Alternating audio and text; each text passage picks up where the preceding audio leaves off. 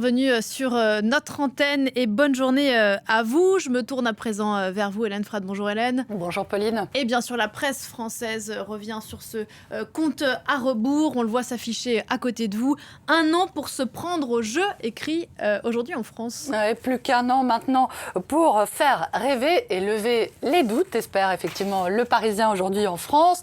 Le journal Pauline qui publie ce matin un sondage faisant état de l'état d'esprit un peu des Français.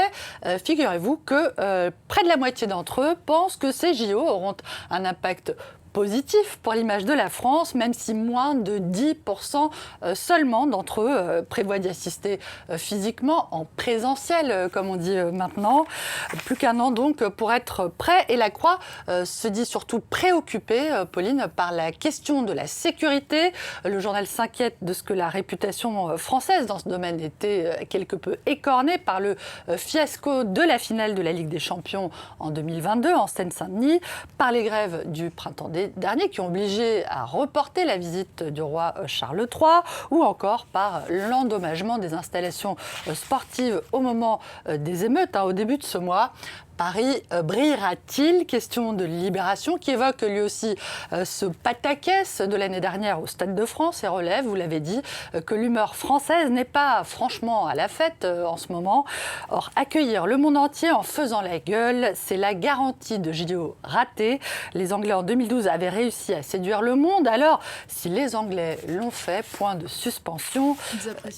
Libération qui s'inquiète aussi plus sérieusement, Pauline, du sort des sans-abri de la capitale et de la saturation du système d'hébergement en raison notamment de la réquisition d'un certain nombre d'hôtels pour les activités touristiques dans le cadre de ces JO 2024. Beaucoup de questions aussi, Hélène, sur l'état d'avancée des chantiers. Et les Échos se veulent rassurants. Oui, disent-ils, les défis sont en passe d'être relevés. Le journal qui cite la Solidéo, qui est l'établissement public en charge des JO, affirme que les chantiers, les calendriers de livraison sont tenus, devraient être tenus, malgré quelques retards de quelques semaines sur certains sites, et que les craintes de dérapage budgétaire sont elles aussi éloignées, même s'il est vrai que l'inflation fait grimper la note de quelques dizaines de millions d'euros.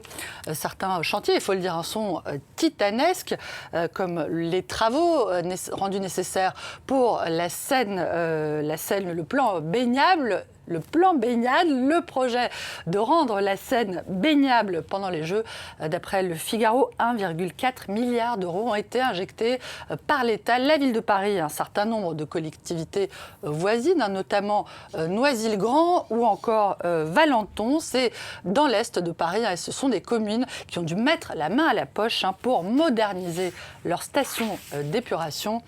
Impossible n'est pas français, aurait dit Napoléon, à moins que ce soit Astérix, l'irréductible gaulois, Pauline, qui a les honneurs de l'équipe avec ce numéro spécial JO Lutèce 2024.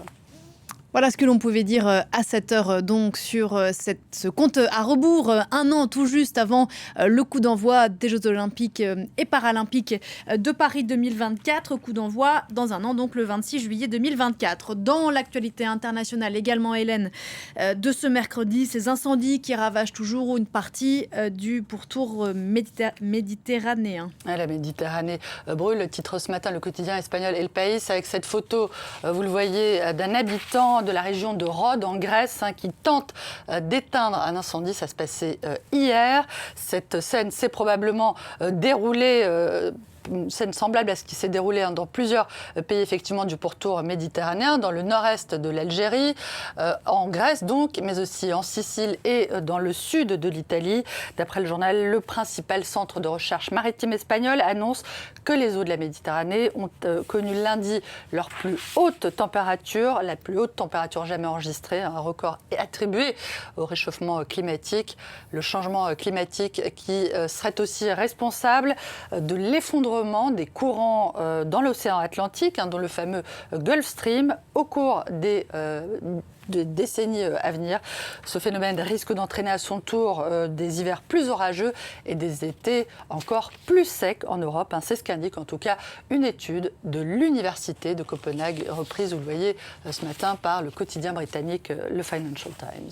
Quelques mots, bref, du limogeage du ministre chinois des Affaires étrangères qui avait disparu de la surface de la Terre depuis plusieurs semaines. Ouais, cette éviction de Qin Gang est mentionnée ici en tout petit en bas à la une du China Daily, qui ne livre aucune explication sur ce limogeage, n'évoque même pas sa disparition de la scène publique. Autrement dit, circuler, il n'y a rien à voir. Le Global Times, autre quotidien officiel chinois, ne mentionne même pas d'ailleurs le limogeage de Qin Gang, déjà passé par pertes et profits, mais simplement la participation de son remplaçant, Wang Yi, au sommet des BRICS qui a lieu en ce moment en Afrique du Sud. Et puis un dernier mot, Hélène ? Un dernier mot rapidement de la Mostra de Venise et de la participation à ce festival de cinéma de 3 réalisateurs controversés, Roman Polanski, Luc Besson et Woody Allen. La présence de ces réalisateurs sur le tapis rouge risque de faire réagir, commente ce matin le Huffington Post. Fouler le tapis rouge ou se prendre les pieds dans le tapis, c'est selon redoutable transition, n'est-ce pas Pauline ?